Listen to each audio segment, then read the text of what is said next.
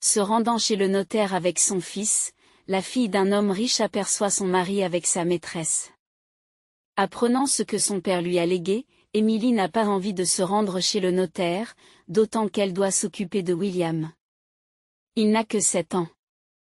Malgré son jeune âge, elle s'inquiète. « Maman, où va-t-on ? Au magasin ? Ou au parc ? J'aimerais bien y aller. Il y a des écureuils qui sautent, des canards sauvages, des cygnes, demande William en chemin. Emily sourit. Non, mon chéri, nous allons chez l'oncle notaire pour réclamer l'héritage de grand-père Jacques. Enfin, celui de mon père. Oh, je vois. Pas tout à fait, mais en quelque sorte. Maman, est-ce que grand-père Jacques est déjà au paradis ? Demanda encore William. Emily haussa les épaules. Je pense que oui. Il n'a jamais fait de mal à personne, il a aidé des petites maisons, des animaux sans abri. William acquiesça, mais poursuivit néanmoins la conversation. C'est à cause de grand-père que les chiens sans abri se promènent avec une médaille jaune ? Oui, cela signifie que le chien est vacciné et qu'il ne représente pas une menace pour les gens. Et il ne se contente pas d'errer dans la ville, il se promène près du refuge. William rêvait d'avoir un jour son propre chien. Pendant ce temps, Emily était préoccupée par la conversation imminente avec le notaire. Que pourrait-elle y apprendre, surtout si son père était parti pour de bon ? C'est le sujet le plus douloureux pour elle. Pourquoi devait-elle s'occuper de toutes ces affaires maintenant ? D'autant plus qu'elle avait toujours rêvé d'une vie liée à un salon de beauté ou, au pire, à un restaurant. Et voilà qu'elle dirige une entreprise de construction. Ces complexités, dont beaucoup restaient un mystère pour elle. D'un autre côté, elle n'avait pas le choix. Il fallait qu'elle monte en grade. C'était une procédure nécessaire. Oh, et comme tout cela est inopportun. Une chose après l'autre. Comme une sorte de malédiction. Et puis il y a eu le divorce avec Oscar, mais tout s'est accumulé. Son mari a montré son vrai visage. Dès la mort de son père, il s'est mis à fréquenter sa maîtresse ouvertement, sans vergogne, ce qu'il n'aurait jamais osé faire sous le regard de Jacques. Il avait peur. C'est compréhensible. James Albertson s'était craint par beaucoup. Son caractère à lui seul était intimidant. Et il avait un sens aigu des affaires. En cas de besoin, il pouvait gérer n'importe quelle situation mieux que n'importe quel serpent. Mais chaque chose a son temps. Il y a un mois, Emily et sa belle-mère, Olivia, ont appris la tragique nouvelle. Une perfide crise cardiaque provoquée par le surmenage, les voyages d'affaires, les négociations, et des voyages d'affaires à n'en plus finir. Tout cela pour la maison, tout cela pour la famille. Emily soupira tristement et traversa la rue pour se rendre à l'étude du notaire. En des temps meilleurs, elle aurait pu utiliser une voiture, mais pour l'instant, elle n'avait pas cette possibilité. Peu avant le départ tragique de James Albertsons, un pépin était apparu dans son entreprise jusqu'alors florissante. Emily a donc dû vendre sa voiture personnelle pour aider son père à régler au moins partiellement ses dettes. Bien sûr, elle ne regrette pas du tout d'avoir vendu sa voiture. On pouvait vivre décemment sans elle, et ce n'était pas un problème majeur. La voix de Williams tira Emily de ses pensées moroses. « Maman, regarde, la voiture de papa est garée, la rouge, dit-il. » Emily sursaute et regarde dans la direction indiquée par son fils. En effet, il s'agissait de la voiture étrangère d'Oscar. Il n'hésitait pas à dépenser de l'argent pour les acheter. Il aimait vivre luxueusement. Et pourquoi aurait-il honte ? Autrefois, il avait peur de son beau-père, mais aujourd'hui, il était dans le pétrin.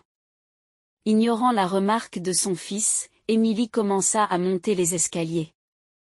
William suivit docilement, ne comprenant toujours pas ce qui se passait. Mais lorsqu'Emily ouvrit la porte du bureau du notaire, elle se figea de stupeur. Devant elle, embrassant un autre bébé aux longues jambes, se tenait son Oscar.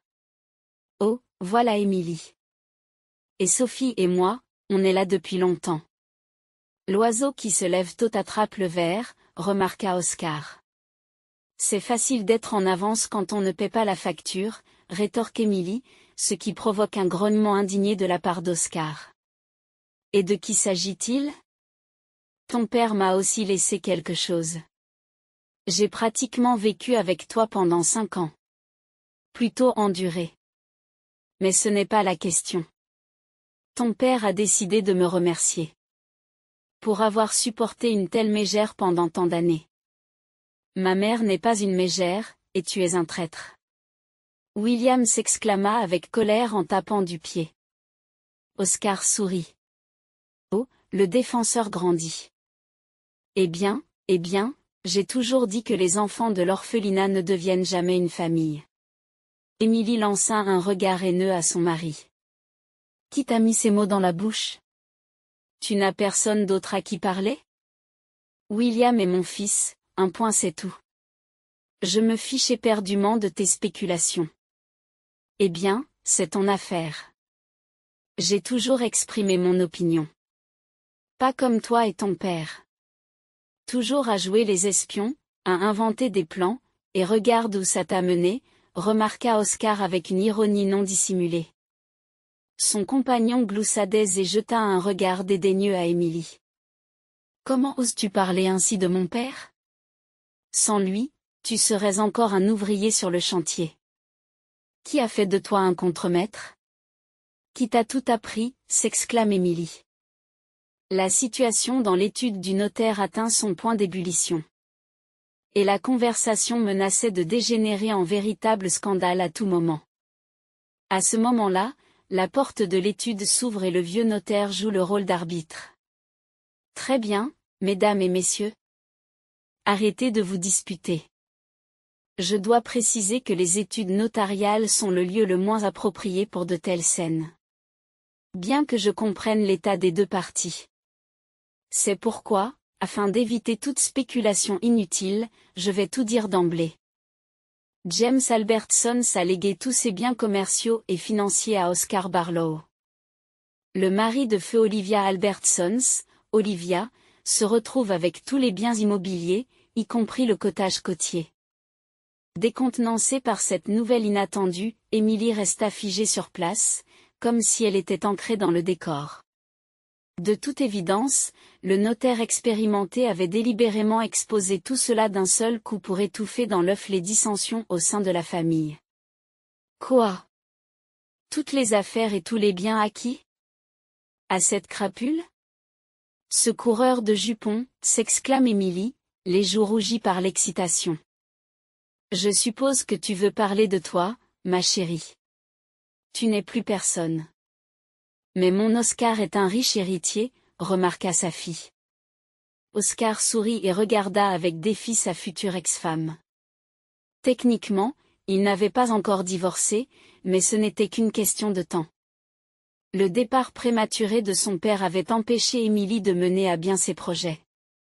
Elle voulait divorcer d'Oscar depuis 1 an et demi, mais il y avait toujours un obstacle, une chose ou une autre. De toute façon, ils ne vivaient plus ensemble à l'époque, et tout le monde savait qu'ils n'auraient jamais un mariage solide. Et voilà qu'Émilie apprend que son père bien-aimé a légué toutes ses économies à Oscar. C'est impensable. À quoi pensait le défunt homme d'affaires? Aurait-il été hypnotisé? Ou, pire encore, contraint? Émilie n'a pas de réponse à cette question. Émilie Albertson, pourquoi restez-vous silencieuse? Vous avez droit à quelque chose, vous aussi. Votre défunt père ne vous a pas oublié, intervint le notaire. Émilie leva la tête et croisa le regard du vieil homme. Et qu'est-ce que j'obtiens? Le notaire ajusta ses lunettes à monture en corne sur son nez et répondit impartialement, vous héritez de la maison de campagne ainsi que des terres et des dépendances adjacentes. Une pause tendue envahit le bureau. Il semble que même la secrétaire se soit figée, arrêtant de taper sur le clavier. Émilie pense d'abord avoir mal entendu et mal compris les paroles du notaire, mais lorsqu'elle pose à nouveau la question, son humeur s'effondre encore plus. Oh, mon Dieu, est-ce que c'est ce que pensait mon père lorsqu'il a écrit son testament qui a traversé l'esprit de la jeune femme? Ne sachant pas de quelle maison il était question, William se rapprocha de sa mère, regardant avec angoisse toutes les personnes présentes. Eh bien, Émilie, contente de ton héritage. Papa a fait mouche ou pas? Oscar ricane. Il a réussi, Oscar.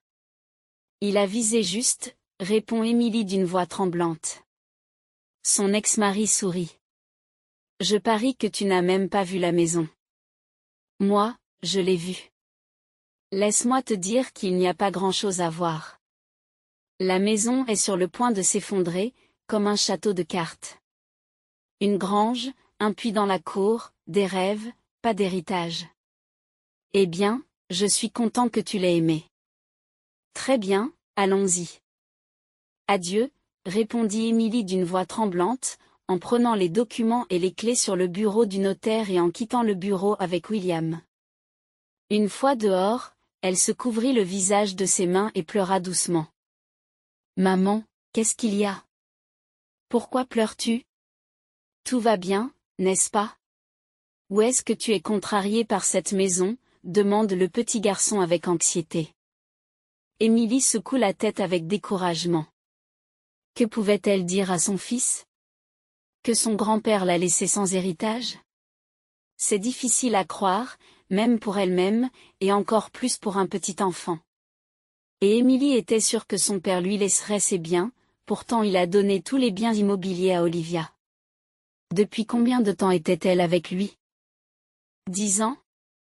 Pas trop longtemps, quoi qu'on en dise, mais elle attendait son tour. Et qu'allait-elle faire de William? Vivre avec sa belle-mère, Émilie ne le supporterait pas, surtout à cause d'Olivia elle-même, qui a tout de suite pris sa belle-fille en grippe. Pourtant, Émilie n'a jamais cherché le conflit avec cette beauté fatale. Si son père l'a choisi, c'est qu'il savait ce qu'il faisait. Il devait avoir ses raisons. Après avoir vécu environ 1 an dans la maison de James, Olivia commença à imposer progressivement ses règles. Dans un premier temps, elle évince Émilie de la cuisine, lui interdisant de cuisiner. « Désolée, ma chère, mais j'en ai assez que tu fasses la cuisine. Pourquoi rester près du fourneau pendant des heures alors que tu peux commander un repas au restaurant ?» disait Olivia, faisant comprendre à Émilie que sa présence n'était pas souhaitée. Émilie regardait son père avec espoir, mais il faisait semblant de ne pas le remarquer et continuait à se concentrer sur ce en quoi il excellait, à savoir la gestion de l'entreprise. Émilie, quant à elle, s'occupait de ses fondations caritatives et aidait ceux qui étaient dans le besoin. Elle se souvenait mal du chemin parcouru depuis l'étude du notaire. À quoi pensait-elle? Que prévoyait-elle? Personne ne pouvait le dire, sauf elle-même. William marchait docilement à côté d'elle, essayant de ne pas ennuyer sa mère avec des questions.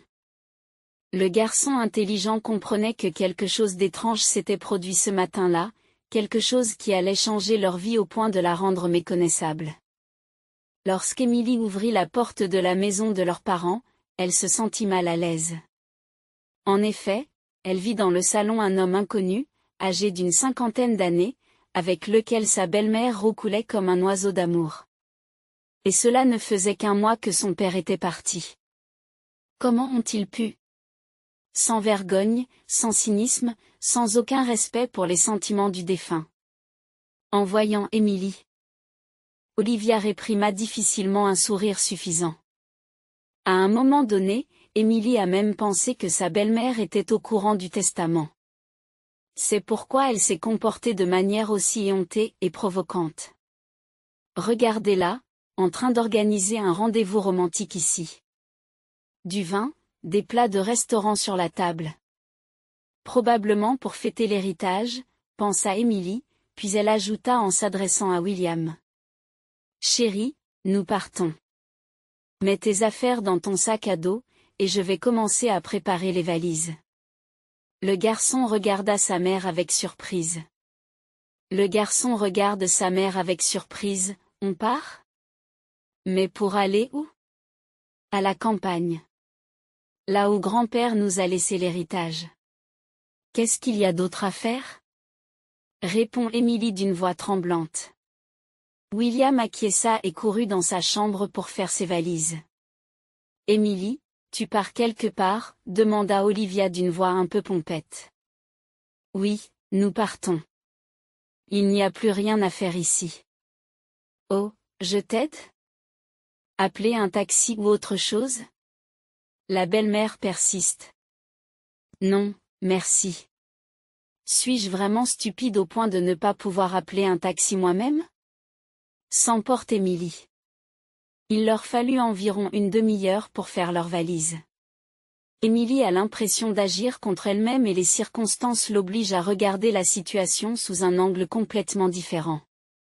Après tout, elle avait pensé que son père lui laisserait l'entreprise et tous les actifs financiers. C'est ce que tout le monde fait. Ils laissent le meilleur à leurs enfants, à leurs petits-enfants, mais ici, tout s'est passé complètement différemment. Au lieu d'aider sa propre fille, James Albertson a tout légué à son gendre volage. Ou peut-être était-ce parce qu'il avait toujours voulu un fils.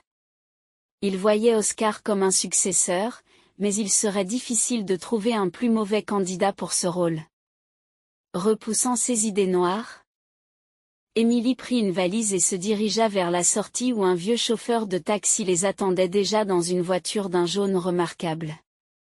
Émilie lui donne l'adresse. D'accord, bien sûr. Asseyez-vous, s'il vous plaît. Je vais m'assurer que tout est en ordre, s'empresse de dire le chauffeur. Émilie acquiesce et s'installe sur la banquette arrière avec William.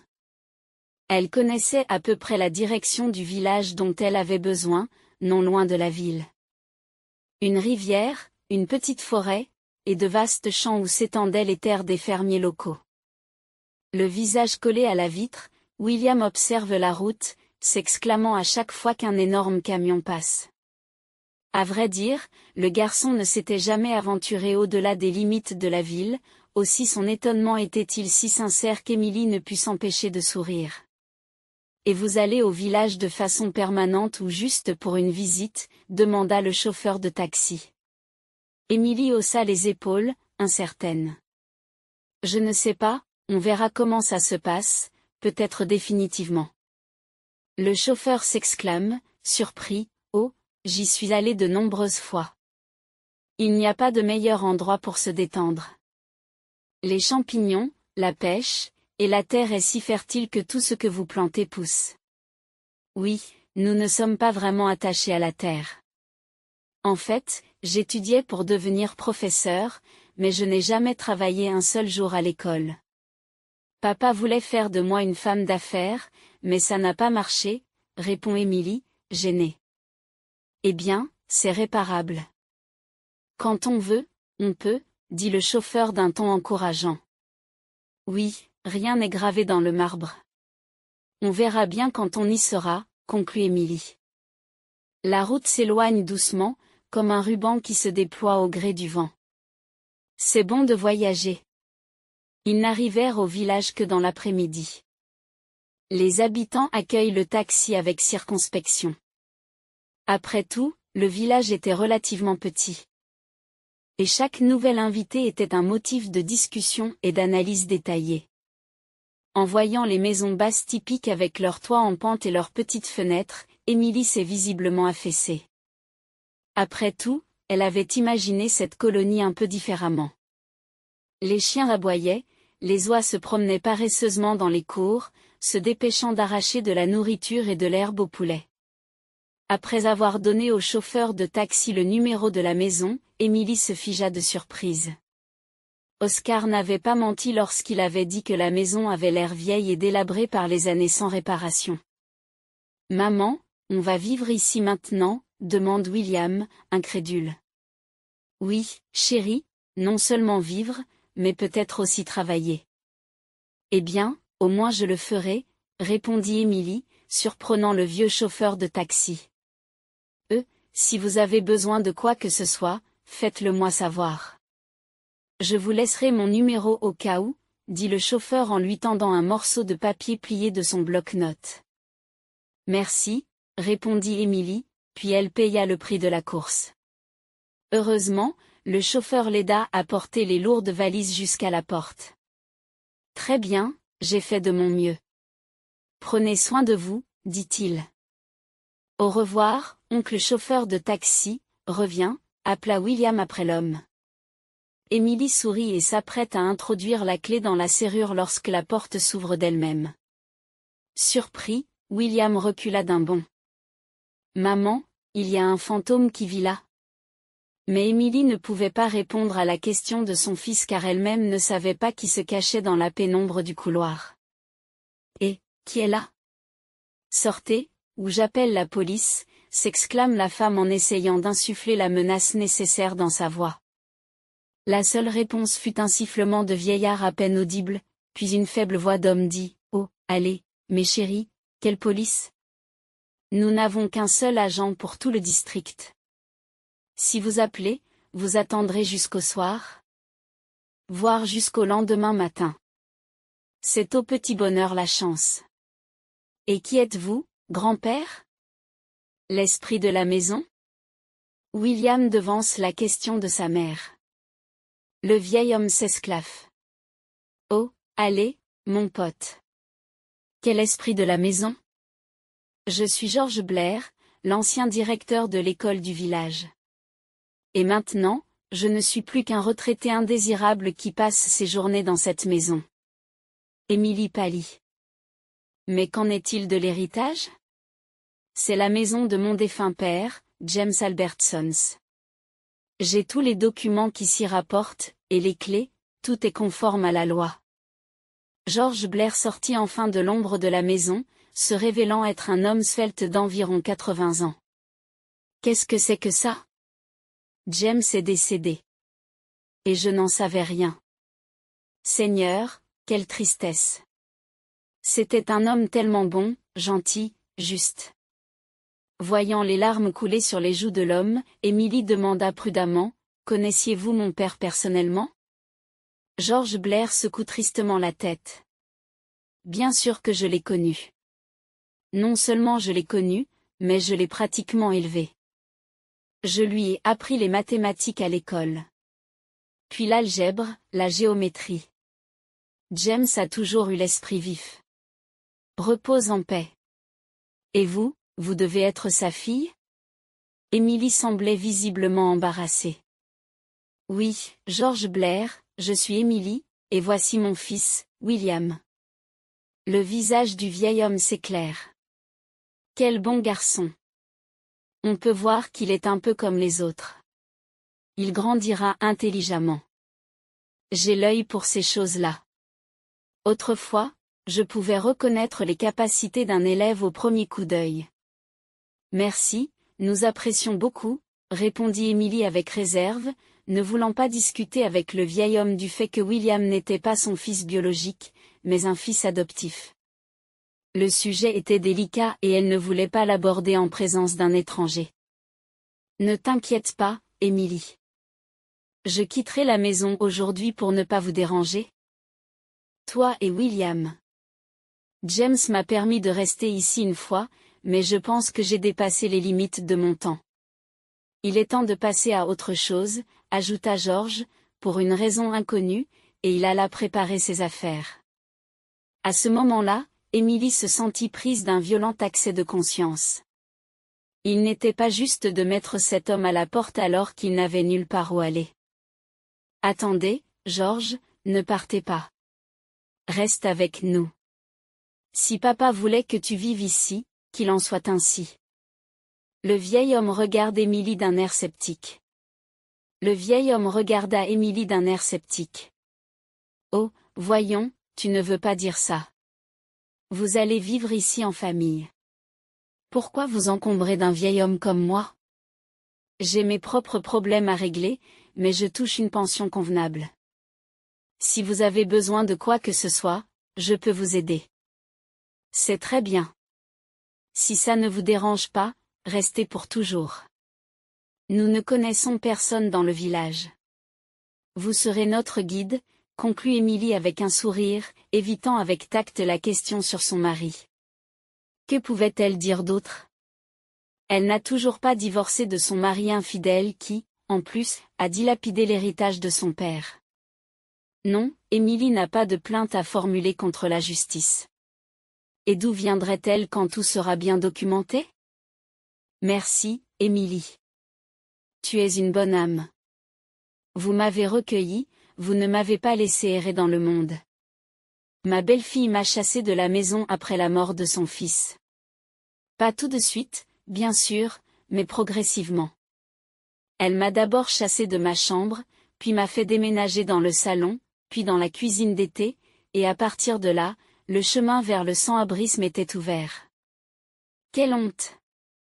Une ancienne directrice d'école. J'ai même travaillé jusqu'à la fin de ma carrière, jusqu'à ce que ma santé commence à décliner, se lamente George Blair. Émilie fronce les sourcils. Comment peut-on mettre une personne âgée à la porte? Vous pourriez appeler la police. Oh, pardon, j'ai oublié. Ou l'agent de police local. George Blair fait un geste dédaigneux de la main. Oh, voyons, Émilie, quel est l'intérêt de tout cela maintenant? J'ai changé d'avis sur beaucoup de choses ces derniers temps. Et je ne blâme pas ma belle-fille. Dieu la jugera. Merci de me laisser voir mes petits-enfants de temps en temps. Elle voulait me mettre dans une maison de retraite, vous savez, pour les gens comme moi, les vieux, en général. J'ai refusé. Je ne peux pas vivre sans enfants. Chaque année, le 1er septembre, je viens et je pleure. Je regarde et je pleure. Pourquoi pleures-tu, grand-père? Quelque chose te fait mal? Ou tu n'aimes pas l'école, demande William. George Blair sourit et essuie une larme. Oh, je pleure de joie, petit-fils, pour les enfants qui vont à l'école. Quand je vois les uniformes scolaires, j'ai mal au cœur. Il y a 5 ans, ils voulaient fermer notre école en disant qu'elle était trop vieille, mais je me suis battue. Je suis même allée à la ville, j'ai écrit des plaintes et des pétitions. Grâce à Feu James, il nous a aidés pour le transport, et c'était un homme bon en général. Émilie regarde le vieil homme avec respect, puis propose d'entrer dans la maison. À sa grande surprise, l'intérieur est impeccable. Pas un grain de poussière, pas de toile d'araignée ni d'odeur de renfermé. Tout était propre, lavé, comme avant une inspection. Un vieil homme, dans un ordre aussi parfait, Émilie ne pouvait s'empêcher de l'envier. William aimait aussi la maison, qui lui semblait être la demeure d'un gentil sorcier d'un conte de fées. Il s'avéra plus tard que pendant tout ce temps, George Blair était resté dans une minuscule chambre, hésitant à occuper toute la maison. Qu'en est-il du travail ici en général? Pouvez-vous trouver quelque chose de convenable, demande Émilie. Eh bien, cela dépend de ce dont vous avez besoin. Quelle est votre vocation, pour ainsi dire? Tu pourrais travailler à la poste, ou trouver un emploi dans une ferme comme treilleur ou dans un élevage de volailles. Et si tes études te le permettent, va à l'école, Émilie. Nous manquons d'enseignants. C'est pour cela que le nouveau directeur ne cesse de parler de fermer l'école, comme s'il ne comprenait pas que tous les membres de la famille n'ont pas de moyens de transport pour s'y rendre, répondit George Blair avec ferveur. L'école? Cela me convient. C'est vrai que je n'ai jamais travaillé dans mon domaine, mais n'était-ce pas du gâchis d'étudier pendant tant d'années la pédagogie, dit Émilie en souriant. Waouh, ma mère va devenir enseignante, s'exclame joyeusement William. C'est déjà ça. Je pense que l'école locale sera très heureuse de vous accueillir, note George Blair. Eh bien, c'est encore en suspens. Il se peut qu'il ne m'accepte même pas, ou que je ne puisse pas travailler. Qui sait, la vie peut être imprévisible après tout. George sourit, puis commence à mettre la table pour nourrir les invités de la route. Peu avant leur arrivée, il fait bouillir des pommes de terre et prépare une salade de concombres et de tomates. Bien sûr, il n'y a rien d'extraordinaire, mais quand l'estomac gronde de faim, c'est exactement ce qu'il faut. Tenez, mangez, tout est fait maison. C'est peut-être petit, mais c'est un fournisseur. Je prends soin de la terre, je la fertilise avec du fumier et du compost à l'automne. Je prépare ainsi mon repas pour toute une semaine. De quelle quantité ai-je besoin? Quelques pommes de terre, un concombre, et c'est notre nourriture rustique, dit George avec inquiétude. Oh, c'est délicieux, grand-père George. On s'en lèche les doigts, dit William, la bouche pleine. Le vieil homme sourit. Mange, mange, tu as besoin de grandir, et tu es bien maigre. Ton grand-père James était pourtant comme ça.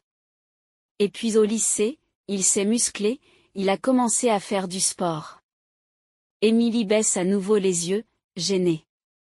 Non. Elle considérait William comme son propre fils, un point c'est tout. Il ne pouvait même pas y avoir de discussion. Elle a pris le petit garçon à la crèche il y a presque 7 ans. La mère de William l'avait abandonné pour une raison ou une autre, et Émilie rêvait depuis longtemps d'avoir un enfant.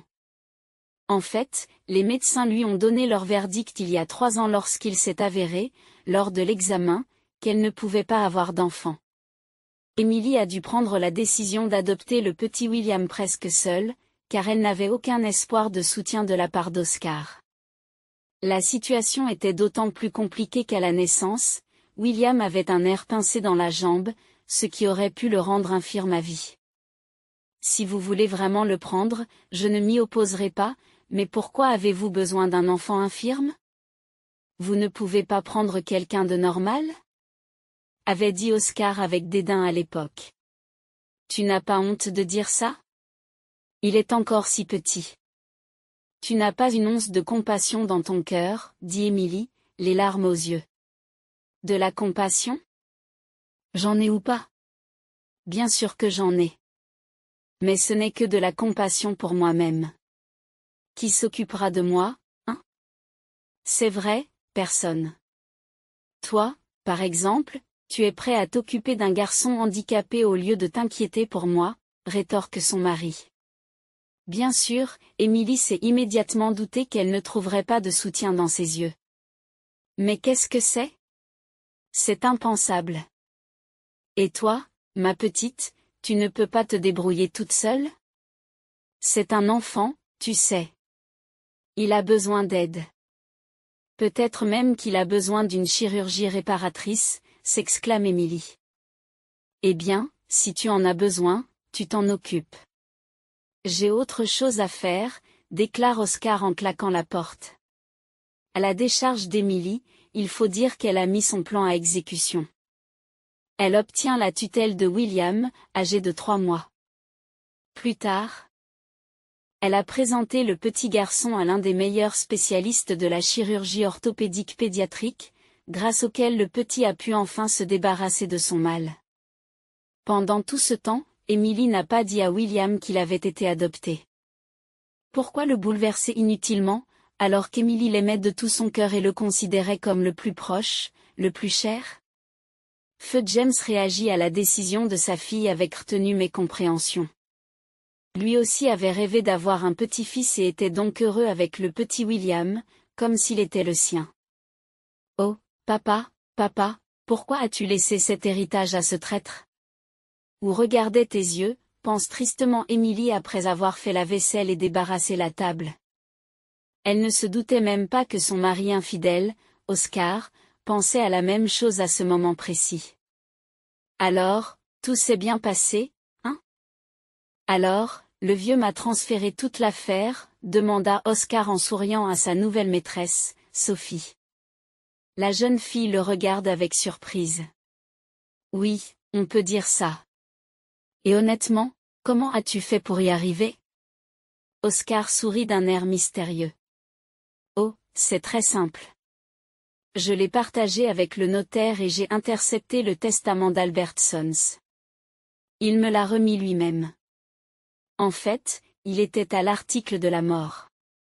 Il a dû compter sur moi. Il a vu son fils en moi. Et moi, comme je ne suis pas un imbécile, j'ai saisi ma chance à fond. J'ai fait le testament et j'ai persuadé le notaire. Les yeux de Sophie s'écarquillent de surprise. Mais comment as-tu fait? Et pourquoi le notaire a-t-il accepté? N'est-ce pas un délit? Eh bien, comment j'ai fait? C'est simple comme bonjour. Le fils de ce notaire a eu un accident de voiture. C'était une affaire très médiatisée. L'enquête l'a déclaré coupable et j'ai réussi à mettre la main sur les images de la caméra du tableau de bord. Quelles images? La jeune fille ne comprend pas. Oscar renifle d'agacement. Oh, tu es si naïve? Sophie. Il s'agit de la caméra du tableau de bord de la voiture, qui filme la route. Presque tous les autres conducteurs en ont une. Et j'ai eu la chance de trouver un témoin de l'accident. J'ai acheté cet enregistrement et je l'ai présenté au notaire. Et il a accepté? Sophie insiste. Bien sûr. Que pouvait-il faire d'autre? Après tout, cet enregistrement était le principal atout dans le procès contre son fils. Il a montré cet enregistrement au tribunal et toutes les charges qui pesaient sur lui ont été immédiatement abandonnées. Et le véritable responsable de l'accident a disparu. On le voit bien sur la vidéo, dit Oscar en regardant Sophie avec un sourire. C'est toujours une bonne fille. Belle. Svelte. Du genre à vous réchauffer le cœur. Que comptez-vous faire ensuite? Je veux dire, avec les biens de votre beau-père, demande-t-elle prudemment. Je ne sais pas encore. Très probablement, je vais vendre l'entreprise à un prix plus élevé et placer l'argent à la banque pour qu'il rapporte des intérêts. Waouh, tu es un vrai génie de la stratégie et de la réflexion, remarque fièrement Sophie. Qu'est-ce que je peux dire? Oscar sourit. À ce moment-là, il se sentait maître de la vie. Après tout, il avait habilement manipulé cet homme riche, était apparu au bon moment et avait résolu le problème de sa volonté de manière radicale, sans paroles inutiles ni paperasserie. En même temps, Oscar ne s'est même pas demandé pourquoi son beau-père lui avait fait confiance sur son lit de mort. N'y avait-il vraiment pas d'autre choix? Oscar a attribué cela aux effets des analgésiques, sans lesquels le défunt ne pouvait pas s'en sortir. Bien qu'elle ait très mal dormi dans son nouvel appartement, Émilie a décidé, après le petit déjeuner, de se rendre à l'école locale pour parler travail. Bien sûr, Émilie comprenait que c'était l'été et qu'elle ne pourrait être inscrite à l'école qu'au mieux en septembre. Mais, d'un autre côté, avoir une conversation sur ce sujet ne ferait pas de mal, et elle le comprenait mieux que quiconque. Le directeur de l'école, Thomas Brown, se méfie de sa visite, comme s'il s'attendait à un piège. Qui sait pourquoi cette citadine a décidé de s'intégrer à son équipe, peut-être dans un but d'inspection. Ils adorent faire ça. Oh, ils adorent ça. Thomas Brown ne veut pas perdre son poste. Après tout, il était le chef, et dans le village, il était pratiquement roi et dieu. Tout le monde voulait vous saluer lorsqu'ils se rencontraient. Après avoir examiné les documents, le directeur réfléchit. D'une part, il pouvait facilement rejeter Émilie, trouver une raison ne serait pas un problème. D'un autre côté, il craignait de faire d'elle une ennemie potentielle. Non, il vaut mieux qu'elle travaille sous ma supervision plutôt que de répandre des rumeurs à son retour en ville. Et puis, il pourrait envoyer une inspection et découvrir que les fonds destinés aux réparations de l'école sont mal utilisés, pensa Thomas Brown, et il ajouta aussitôt, en s'adressant à Émilie. Eh bien, votre diplôme et votre formation ne me font pas douter que vous vous intégrerez bien dans notre équipe bien coordonnée. Et pour vous aider à faire connaissance, je vous propose de travailler, pour ainsi dire, avec un contingent spécial. Quel contingent spécial? Émilie est surprise. Eh bien, nous avons ici un garçon, Oliver Carroll. Il redouble la 2e année à cause de ses mauvais résultats. Oliver vit avec son père, qui est en fauteuil roulant. Il n'a pas de jambes. C'est un accident de voiture qui en est la cause. Il était conducteur de tracteur, mais sa femme l'a quitté et Michael doit donc faire face à tout, seul. Bien sûr, tout le village l'aide autant qu'il le peut. Et quel est le rapport avec moi? Emily ne saisit pas l'allusion. Thomas Brown grimace. Mais j'aimerais que vous passiez quelques leçons supplémentaires avec Oliver pour qu'à la prochaine rentrée scolaire, il soit mieux préparé. Ah, c'est ce que vous voulez dire? C'est facile. Je suis d'accord. Dès que vous serez prêt, nous pourrons commencer tout de suite. Emily pousse un soupir de soulagement. Emily pousse un soupir de soulagement, c'est très bien. Je pense qu'il n'y a pas besoin de retarder les choses. Commençons dès aujourd'hui. Je vais prévenir le père d'Olivier, et vous pouvez attendre dans la 7e salle. Il viendra rapidement. Il habite tout près. Emily haussa les épaules, approuvant la suggestion du directeur, se dirigea vers le couloir. Heureusement, elle n'eut pas à attendre longtemps. Bientôt, un élève essoufflé fit irruption dans la salle, une poignée de cahiers à la main. C'est ici que se déroulent les cours supplémentaires pour les élèves de 2e année? Oui, Oliver. Mais pas pour les élèves de CE1, pour ceux qui ont pris du retard dans leurs études. Ce serait plus juste. Je m'appelle Emily. Commençons la leçon tout de suite. Montre-moi où tu t'es arrêté, ou plutôt, avant que tu ne partes en vacances. Commença Emily d'un ton agréable et accueillant. Olivier acquiesça et montra immédiatement la page nécessaire du manuel. En regardant le garçon résoudre des problèmes et répondre à des questions, Emily se surprend à penser qu'il n'est pas aussi bête que le directeur de l'école tente de le dépeindre. De plus, les connaissances d'Oliver étaient d'un niveau moyen. Alors pourquoi l'a-t-on retenu une année de plus? Qui ce garçon doux et tranquille dérangeait-il? Décidée à le découvrir auprès d'Oliver lui-même, Emily commence prudemment à lui poser des questions. Au début, il se referme sur lui-même et refuse catégoriquement d'en parler. Mais quand Emily a commencé à parler d'elle et de sa vie, il s'est visiblement réveillé et est devenu plus franc. Mes camarades de classe se moquent de moi. Ils disent que mon père est un pirate sans jambes. Mais ce n'est pas un pirate. Mon père est bon, vous savez. Il aurait pu entrer en collision avec une voiture, mais il a fait une embardée et est tombé dans un fossé avec son tracteur. C'est comme ça qu'il a perdu ses jambes. Et je ne pense pas que ton père soit mauvais non plus. Au contraire, si tu veux bien, je peux aller le voir après nos cours. Mon fils a à peu près ton âge, et pour l'instant, il reste à la maison avec grand-père Georges. Alors, qu'en dites-vous? Emily demande aussi gentiment que possible. D'accord, mais mon père n'aime pas les invités, mais il te laissera probablement entrer. Il n'aime surtout pas le directeur de l'école. Je me bats souvent, alors les gens viennent chez moi, acquiesça le garçon. Mais pourquoi te bagarres-tu, Oliver? Ce n'est pas bien. Et ça n'apporte rien. Juste de mauvaises notes et un mauvais comportement. Le garçon fit une moue offensée. Je défends mon père contre ceux qui se moquent de lui. C'est un bon menuisier, tu sais. Il fabrique toutes sortes de boîtes. Très intéressant. Un garçon intelligent comme toi ne peut pas avoir un mauvais père, sourit Emily. Après avoir donné 4 leçons à Oliver, elle a été agréablement surprise par ses connaissances. Non, il ne restera certainement pas une année de plus. Et nous allons travailler sur son comportement, se dit-elle en se rendant au domicile d'Oliver Carroll.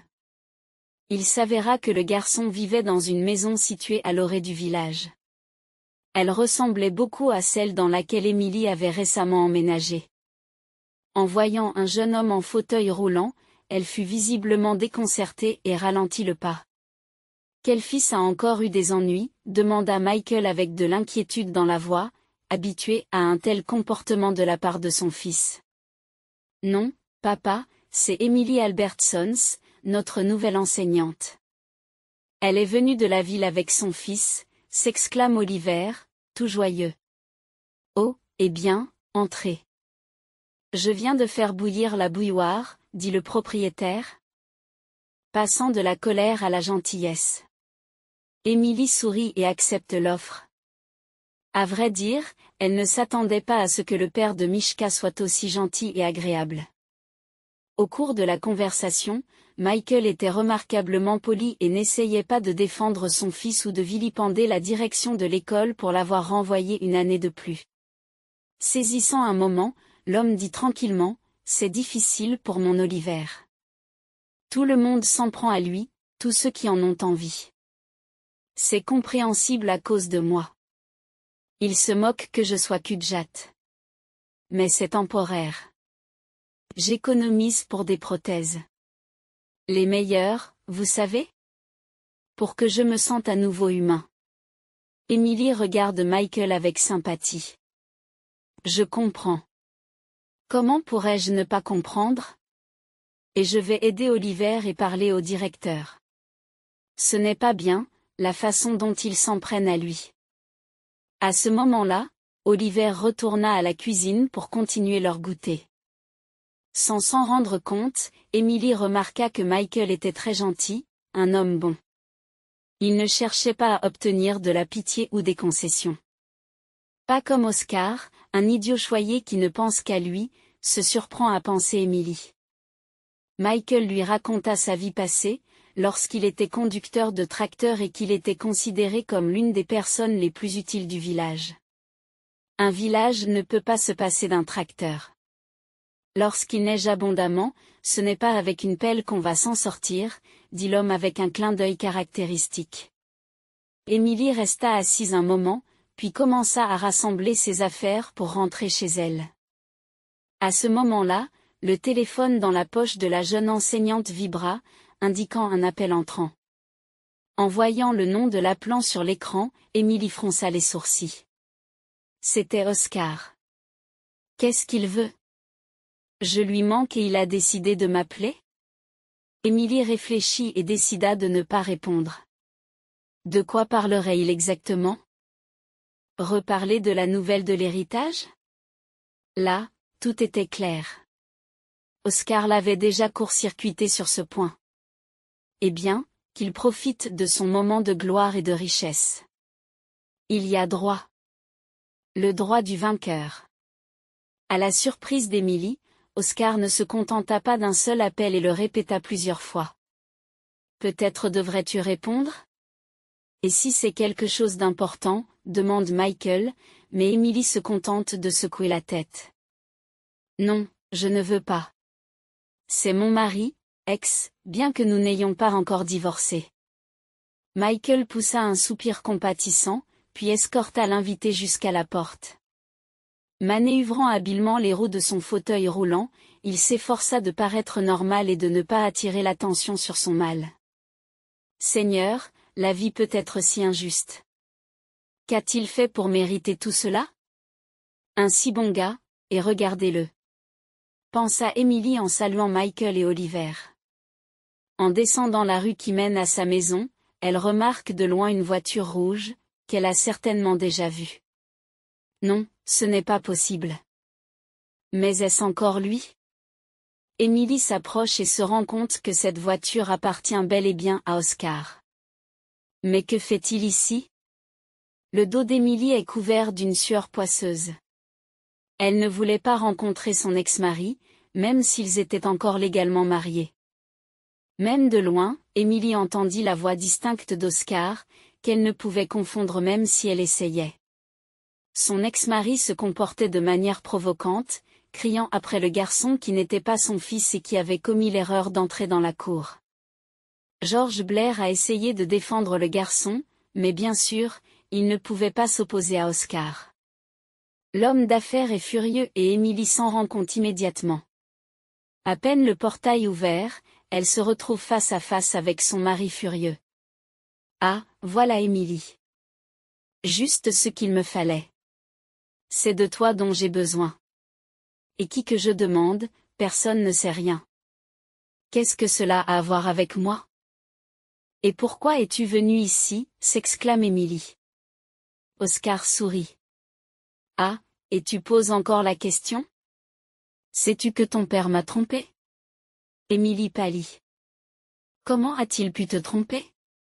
Qu'est-ce que tu racontes, Oscar? As-tu complètement perdu la tête?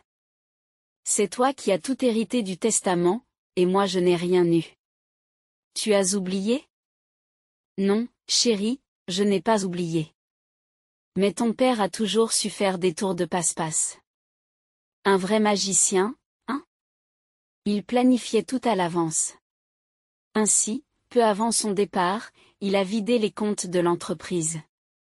Et puis, son entreprise est au bord de la faillite. Et alors? Tu dis que tu n'étais pas au courant? Grogne Oscar. Les yeux d'Émilie montrent un véritable désarroi. Bien sûr que non. Et tu pensais que c'était le cas? Oscar secoua la tête avec tristesse. Vous êtes tous des menteurs, comme votre père. Vous étiez tous des menteurs. Pouvez-vous vous imaginer inventer quelque chose comme ça? Il m'a surpassé partout où il le pouvait. Rappelez-vous, je ne laisserai pas passer ça. Et si vous ne rendez pas l'argent que votre père a caché sur des comptes secrets, vous le regretterez. Vous me menacez? Quelle est ma faute? C'est la première fois que je l'entends de ta bouche, dit Émilie en pleurant. Mais Oscar n'est pas convaincu. Au contraire, il se comporte comme si Émilie savait déjà ce que son père avait prévu. Après une pause dramatique, Oscar dit quelque chose qui mit Émilie mal à l'aise. Si tu ne trouves pas l'argent, c'est de ta faute, compris? Je ferai en sorte que William finisse dans un foyer pour enfants et tu perdras tes droits parentaux. Oui, et ne me regarde pas comme ça. Tout se passera comme je l'ai dit. À ce moment-là, George Blair, qui s'était tenu tranquillement à l'écart jusqu'alors, est intervenu dans la conversation. Je ne pense pas que vous ayez choisi la bonne tactique, jeune homme. Menacer une femme, surtout une jeune mère? C'est impensable. Les lèvres d'Oscar se retroussent en un sourire. Et qui est ce vieil homme? Votre défenseur, c'est ça? Il n'y a rien à dire. Il est inutile. De toute façon, Émilie, cherche l'argent, et si tu ne le trouves pas, William ira directement au refuge. Je ne veux pas aller au foyer, papa. Pourquoi fais-tu ça? Et pourquoi tu fais du mal à maman? S'indigne William. Quel genre de père suis-je pour toi? Qu'est-ce que tu racontes? Avons-nous quelque chose en commun? Oscar rétorque et se dirige vers sa voiture, où se trouve sa maîtresse Sophie. Émilie, quant à elle, est tellement choquée par les aveux de son ex-mari qu'elle n'arrive pas à prononcer un mot. Des larmes amères coulaient sur ses joues et ses mains tremblaient comme après un violent choc nerveux. Ne le prenez pas trop mal, Émilie. Il ment comme un arracheur de dents, comme toujours. Il n'a pas le courage de faire une chose pareille. Ce n'est qu'une petite fouine. J'en ai vu des comme ça dans ma vie. Ils ne peuvent que menacer, surtout les femmes, remarque George Blair dans un demi-murmure. Merci pour votre soutien. Cela représente beaucoup pour moi, balbutie Émilie. Mais le vieil homme se contente de faire un signe de la main. Oh, allez, n'en parlez pas. Et si cette brute se montre à nouveau, je lui donnerai un bon coup de bâton. Après s'être un peu calmée, Émilie regarda la situation d'un tout autre œil. Il semblait que son défunt père avait laissé à Oscar une entreprise en faillite sans aucun soutien financier. Mais alors, où allait l'argent de ses comptes? Après tout, Oscar a hérité d'une entreprise en faillite avec un tas de dettes et de problèmes à bord. Bien sûr, Émilie savait déjà que son père savait mener les affaires de telle sorte que l'avantage restait toujours de son côté. Mais à ce point, cela dépassait son entendement. Un tel stratagème, élaboré de main de maître. Oui, James Albertson savait réussi l'impossible. Cependant, Émilie elle-même était indifférente à cela. Après tout, elle n'avait aucune idée de l'endroit où se trouvait l'argent de son père. Et il n'y avait tout simplement personne qui pouvait lui donner une réponse claire. « Mais comment s'est passé ton premier jour de travail, Emily ?» demanda George Blair de l'autre côté de la table. Emily sourit. « Je pense que ça s'est bien passé. J'ai rencontré Oliver Carroll et son père, Michael, celui qui travaillait comme conducteur de tracteur. » Le visage de George Blair s'illumina instantanément. Le visage de George Blair s'illumine instantanément, je le connais. C'est un bon gars. C'est juste dommage que la vie n'ait pas été juste pour lui. Il a été victime des circonstances. Si seulement il n'avait pas fait une embardée cette fois-là, s'il n'avait pas sauvé la voiture, il aurait probablement été moins blessé. Emily soupire tristement. À vrai dire, elle était vraiment désolée pour Michael, qui s'était retrouvé dans une situation si difficile. Mais que pouvait-elle faire? Dans l'absolu, rien. Sauf aider Olivier dans ses études, afin qu'il puisse se préparer correctement pour le 1er septembre. Penser à Oliver lui réchauffait sensiblement le cœur. Un garçon si gentil et si intelligent. Rien qu'en le regardant, son âme se réjouissait. Et le directeur était bon aussi. Il avait inscrit Oliver pour la 2e année. Non, ce ne serait pas comme ça. Oh, si seulement Emily savait qu'à ce moment précis, le directeur pensait la même chose. Thomas Brown travaillait dans ce domaine depuis des années et craignait donc tout ce qui pouvait lui nuire, même indirectement. Il craignait surtout toute inspection qui aurait pu lui valoir une maison de campagne dont la construction aurait utilisé une partie des matériaux alloués aux réparations de l'école. À vrai dire, Thomas Blair se réjouit à l'idée que l'école sera bientôt dissoute et qu'il sera transféré dans un autre établissement d'enseignement. Et il se moque bien de savoir comment Oliver Carroll s'y rendra, puisque son père n'a pas de voiture. Mais Oscar est confronté à de réels problèmes. Feu James Albertson l'a habilement piégé en demandant à son gendre de passer la laine au notaire. L'homme d'affaires expérimenté a immédiatement remarqué une lueur mystérieuse dans ses yeux et a décidé de prendre un risque. Oscar se retrouve alors confronté à des problèmes qu'il n'avait jamais soupçonnés auparavant. Les créanciers du défunt exigent le remboursement de la dette et des concurrents sont prêts à reprendre l'entreprise pour presque rien. Oscar était le bouc émissaire au sens propre du terme. Après avoir hérité, tous les fils mènent à lui. Et il ne pouvait pas renverser la situation puisqu'il avait lui-même forgé la laine dans l'espoir de s'approprier les biens de l'homme d'affaires décédé. Mais en réalité, tout s'est avéré bien différent. Les comptes de l'entreprise sont vides comme du gruyère et les employés de l'entreprise ne peuvent que lever les bras au ciel, impuissants. C'est alors qu'Oscar se rend compte qu'il est tombé dans un véritable piège, dont il ne pourra pas se sortir seul. Bien sûr, il n'a pas l'intention de demander à ce qu'Emily soit privée de ses droits parentaux. Et à quoi bon, alors qu'elle ne sait probablement rien de l'endroit où se trouve l'argent? 3 jours passent, pendant lesquels Emily travaille avec Oliver Extra et rend visite à son père. Avec l'arrivée d'Emily, Michael s'est visiblement redressé. Des étincelles de joie s'allumèrent dans ses yeux. C'était comme s'il sortait de sa stupeur, commençait à plaisanter, à sourire. Pour la plus grande joie d'Emily, les changements n'ont pas seulement affecté Michael, mais aussi son fils. Peu à peu, Oliver se transforme d'un vilain petit canard en un magnifique cygne. Qui n'a plus peur des circonstances et des problèmes de la vie. Ce qui manquait peut-être au garçon, c'était justement cela, de la confiance en lui et du soutien. Je crois en toi. Ne fais pas attention à tes camarades de classe. Bientôt, ils t'envieront et te considéreront comme un leader. N'abandonne pas, continue à étudier. Et aussi, s'il te plaît, fais preuve de plus de retenue et ne te précipite pas pour utiliser tes points, a dit sincèrement Emily pendant la pause entre les cours. Je ferai de mon mieux. Je ne sais pas jusqu'où je vais aller, mais je vais m'accrocher, répondit modestement le garçon. Voyant que le nouveau professeur ne représentait pas une menace pour lui, le directeur de l'école s'est nettement détendu. Désormais, il ne craint plus les inspections et peut continuer à construire sa maison de campagne avec vue sur la forêt et le lac. Pendant ce temps, Oscar, aux prises avec l'avalanche de problèmes qui s'abattent sur lui, laisse Emily seule pendant un certain temps, ce qui la soulage grandement. Un jour, en rentrant du travail, elle remarque un 4x4 noir garé près du portail. Oscar est-il revenu? Et pourquoi dans une autre voiture? Où a-t-il trouvé l'argent pour de tels achats? A-t-il vendu la société de son père aux enchères?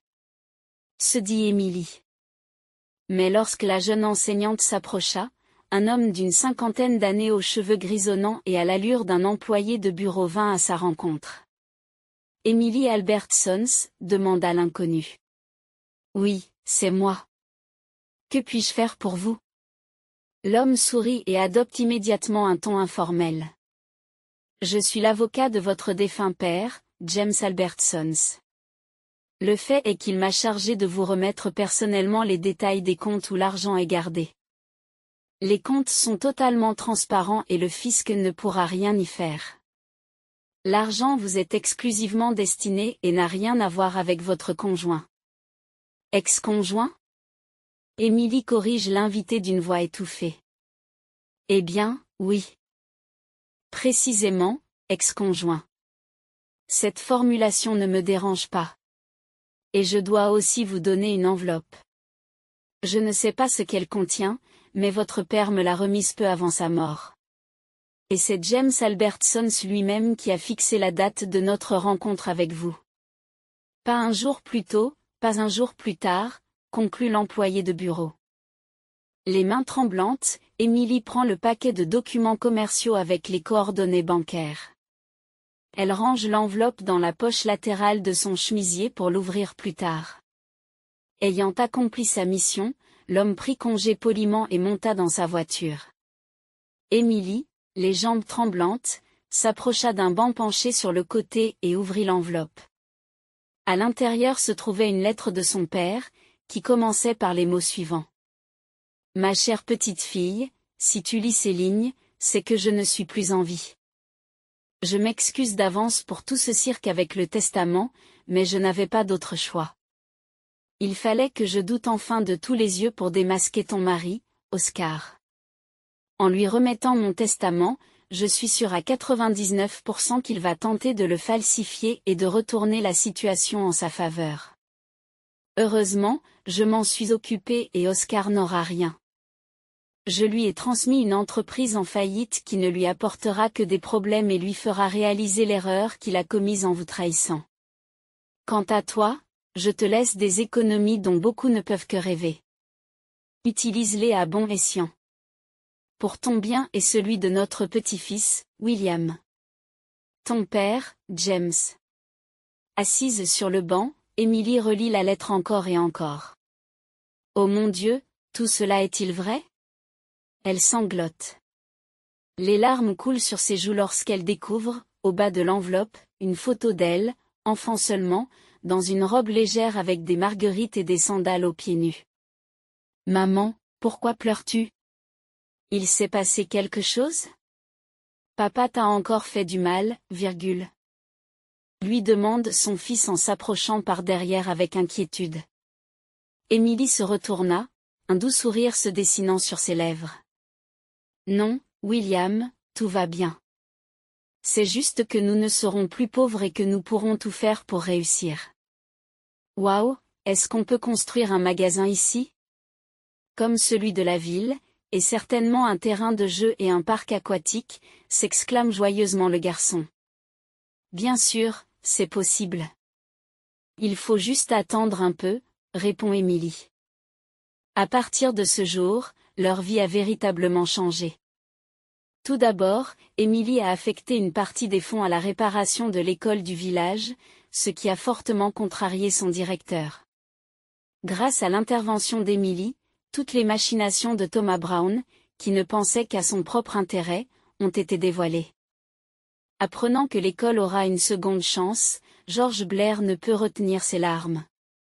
Serrant Emily dans ses bras, le vieil homme pleure et remercie le destin de l'avoir rapproché de la fille du défunt James.